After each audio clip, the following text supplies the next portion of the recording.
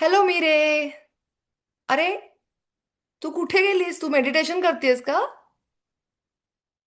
अगं नाही नाही नाही असा प्रयत्न चालू आहे. आपला जो लास्ट एपिसोड झाला होपोनोपोनो वरती, तर त्याचं मी अ, पूर्णपणे करते असं नाही, पण थोडं थोडं प्रेयर करून थोडासा प्रयत्न चालू आहे. तर त्यामुळे असं एन्व्हायरमेंटमध्ये तरी बसायचा प्रयत्न चाललाय. क्यूज घेतेस का युनिव्हर्स कडनं तू? I guess so. मला अजूनही मेडिटेशन आणि मेडिटेशनपेक्षा मॅनिफेस्टेशन ह्याच्यावरती फारसा विश्वास नाही आहे. I am not a believer yet. पण आय एम शुअर तुझं काहीतरी वेगळं मत असेल त्याच्यावरती. पण माझं तरी अजून इन द प्रोसेस आहे असं म्हणूया आपण. अम, एकूण असं माझं काय असू शकेल मत, असं जर गेस केलं तर बहुतेक त्याच्या बरोबर उलटं माझं या बाबतीतलं मत आहे असं मला वाटतंय. म्हणजे जेव्हा मला मॅनिफेस्टेशन हा शब्दही माहिती नव्हता, मला वाटतं तेव्हा मी माझ्या आयुष्यातलं सगळ्यात स्ट्रॉंगेस्ट वर्क झालेलं मॅनिफेस्टेशन केलं असं मला वाटतं when I look back back in 2003. तर तेव्हा मी वेगळं काम करायचे. मी तेव्हा दूरदर्शनला न्यूज रिपोर्टर म्हणून काम करायचे आणि दुसऱ्या एका नियतकालिकासाठी लिहायचे. तर असं सगळं खूपच लोकल आणि व्हर्नाक्युलर काम होतं माझं. त्यामुळे मला महाराष्ट्राबाहेर फारसं काय चाललंय याची जाणीव नव्हती. तर तिथे माझी तेव्हा एक मैत्रीण होती, रिपोर्टर होती ती पण. तिने मला सांगितलं, अगं ना एक फेलोशिप असते शेवेनिंग म्हणून. तर त्याच्यामध्ये साधारण 6 किंवा 7 लोक भारतातनं निवडली जातात वेगवेगळ्या राज्यातनं. आणि त्यांना 3 महिने UK मध्ये राहता येतं आणि मग तुम्हाला वेगवेगळ्या ठिकाणी इंटर्नशिप करता येते आणि असं एकदम सॉलिड ग्लॉसी म्हणण्यापेक्षा मला माहीतच नसतं, म्हणजे मी स्वप्नातही न बघितलेलं तिने मला काहीतरी सांगितलं. आणि दॅट जर्म स्टेड. आणि मग मग मी विचार करायला लागले की अप्लाय तर करून बघू, अप्लाय करायला काय हरकत आहे. झालं. मग मी सुरुवात केलं, पहिल्यांदा अप्लाय केलं. मग मला तेव्हा इंटरव्ह्यूलाही बोलवलं नव्हतं, मला वाटतं त्यांचा दिल्लीमध्ये इंटरव्ह्यू असायचा आणि मग त्यातनं ते परत निवड करायचे असं. मग एकदा माझी निवड नाही झाल्यानंतर मग मला मग पेटायलाच झालं मला, म्हणजे आता मग कायच असं.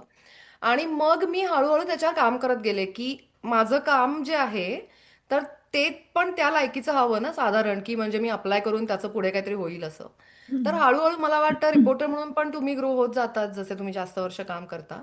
तर मी अप्लाय करत राहिले आणि तीनदा, त्याच्या पुढच्या 2-3 वेळेला मला दिल्लीला बोलवलं. म्हणजे मी शेवटच्या राऊंडला पोहोचले पण माझं सिलेक्शन नाही झालं फायनल राऊंडला. आणि तोवर म्हणजे हे या सगळ्यामध्ये 3-1 वर्ष गेली होती, तोवर मला मला दुसरं काही दिसतच नव्हतं.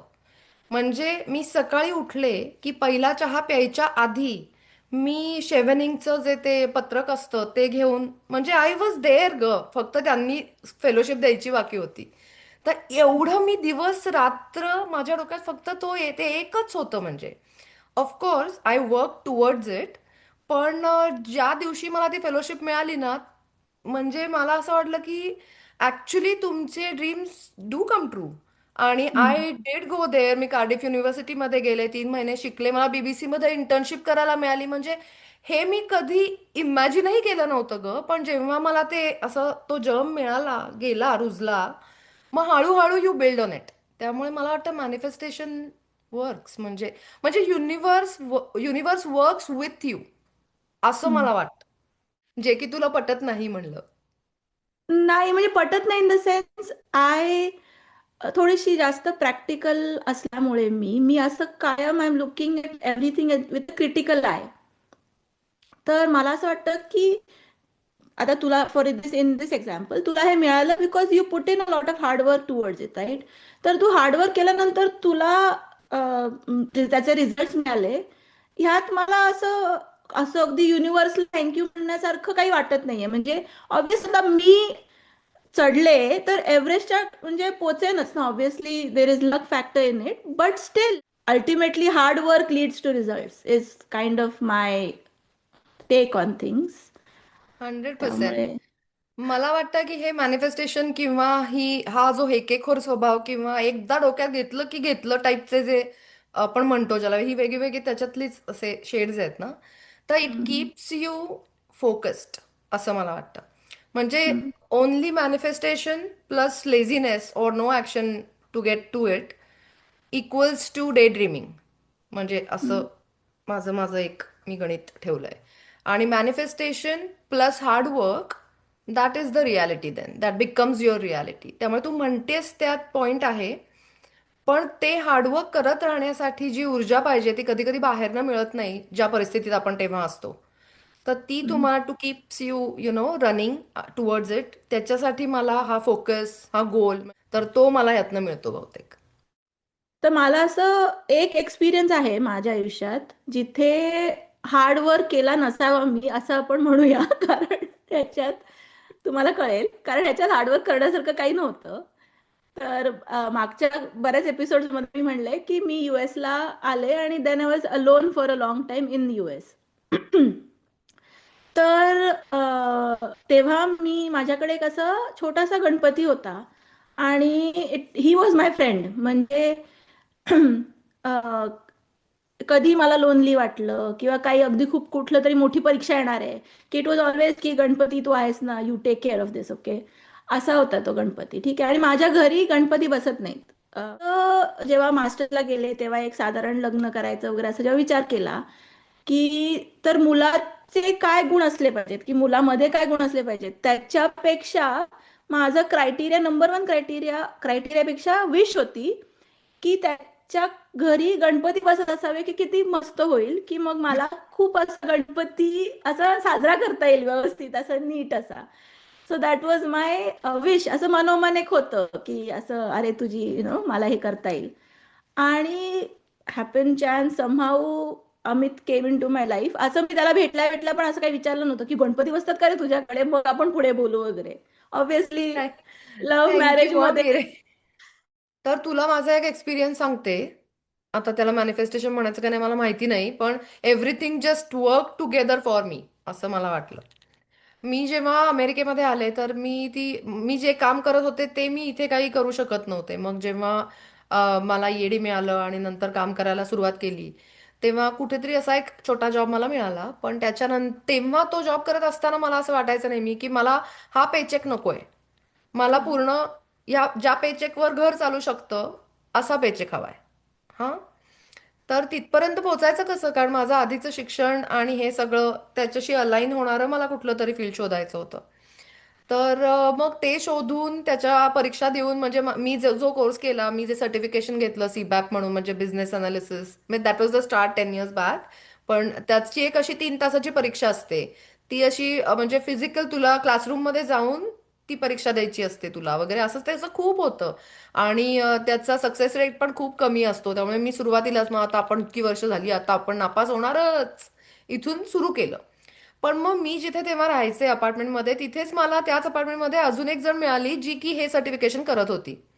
तर मग आम्ही दोघींनी मिळून अभ्यास केला आणि आता तेही तसंच की दिवस रात्र मला फक्त मी ते 400 पानी पुस्तक आणि मी एवढेच होतो ती परीक्षा पास होईपर्यंत. पण म्हणजे तो जो प्रयत्न करायची जी ती शक्ती आहे ना ती मला वाटतं मला त्या मॅनिफेस्टेशन मुळे मिळते की मी ऑलरेडी असं असं काम करते आहे. मी गेलेच होते म्हणजे सुरू झालं पेचेक यायचा फक्त बाकी होता. तर तो एक मला एक्सपिरियन्स आठवतो की जेव्हा manifestation kind of help me to keep me on the track, not to get distracted, not to get derailed you know. हा पण ह्याच्यात पण अगेन मी म्हणलं तसं not to be critical but I am that way की तू मेहनत केलीस तू सगळं केलंस तर तुला यश मिळणारच होतं right. So again it will take time for me to believe in this process. That's process okay. करून तर बघूया मग बघू may B I will be a बिलीव्हर. अ, ह्याच्यावर थोडंसं वाचत असताना मी एक इंटरव्ह्यू पाहिला तर त्याच्यात असं होतं की हे निगेटिव्ह मॅनिफेस्टेशन पण असतं. म्हणजे अ, हे आहे, मला काही हे मिळणं शक्यच नाहीये किंवा हे किती लांबची उडी आहे, ह्याला काहीच अर्थ नाही, माझ्या रीचमध्येच नाहीये हे, किंवा I am not worth it. तर त्याच्यामुळे it works with you right. त्यामुळे तुम्हीच ते तसं क्रिएट करत असता तुमच्या आजूबाजूचा बबल, की then you will never get it because you are telling yourself that you are not worth it, you are never going to get it. So why try it right. मग ते दोन्ही होतं म्हणजे तुम्ही त्याच्यासाठी कामही करत नाही आणि तुम्ही तुमची तेवढी पॉवरफुल तुमचं थिंकिंग पण नसतं की म्हणून युनिव्हर्सनी तुम्हाला काहीतरी हेल्पिंग हँड द्यावा असं आपलं म्हणजे मी त्याचा अर्थ असा काढला. पण हे आपण म्हणजे ज्या पद्धतीने जिथून आलो आहोत किंवा जसे वाढलोय थोडंसं असं असतं ना की अंथरूण बघून पाय पसरा किंवा हे आपल्या ऐपतीच्या पलीकडचं आहे किंवा हे काही शक्य नाहीये हा. तर म्हणजे आपण नन्नाचा पाडा लावूनच जर गोष्टींना सुरू करणार असू तर मग तुम्हाला ते कसं आणि कधी मिळेल आणि काच मिळेल. तर हम्म. त्याचा तो मॅनिफेस्टेशनचा जसं आपण पॉवरफुल म्हणतो की नाही नाही इट वर्क्स फॉर यू, पण तुम्ही जर निगेटिव्ह वेनी ते केलं तर it still works for you, म्हणजे जे तुम्ही मागितलं तेच तुम्हाला मिळतं मग की ते नाही वर्क होणार मग. वन एक्झाम्पल त्याच्यामध्ये असं आहे की आम्ही जेव्हा हे घर घेतलं तेव्हा ऑब्विसली थोडंसं अंथरुणा पलीकडचं घर घेतलं तेव्हा ॲट दॅट मोमेंट, आणि मुलं लहान होती, सो आमचं बेसमेंट अनफिनिश्ड होतं. So we kind of said की नाही ठीक आहे, आता काही गरज नाहीये, लेट्स लिव्ह इट, आणि एवढे कोण पैसे खर्च करणार तेव्हा वगैरे. तर नंतर मग 5 वर्षाची मुलं झाल्यावरती, 5-6 वर्षाची, तेव्हा एकदम विचार आला की नाही असं काय, एवढं काय म्हणजे आपण बघूया काय होतंय बघूया. सो मग मी ते पेपरवरती डिझाईन केलं आणि सगळं की असं इथे हे असेल, इथे ते असेल, हे असेल. आणि माझा भाऊ आर्किटेक्ट आहे त्यामुळे त्याने 3D मॉडेलिंग करून दिलं मला त्या बेसमेंटचं. आता at this point there is no contractor, पैसे असे एवढे खर्च करायची मनस्थिती नव्हती. पण तरी एक होत की व्हॉट, हे करायला काय हरकत आहे, राईट, प्लॅनिंग करायला काय हरकत आहे. आणि मग I was actually with that 3D model walking the basement, की इकडे मग असेल, मग इथे गेस्ट बसतील, मग इकडे मुलं खेळतील, असं सगळं म्हणजे. आणि I really wanted that for my kids आणि माय family.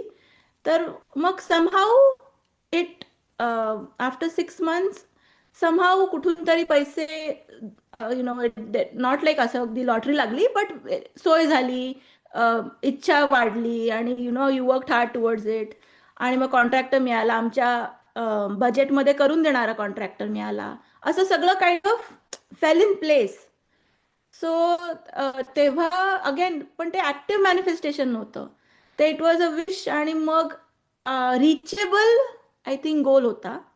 So that is why I did not block it my self.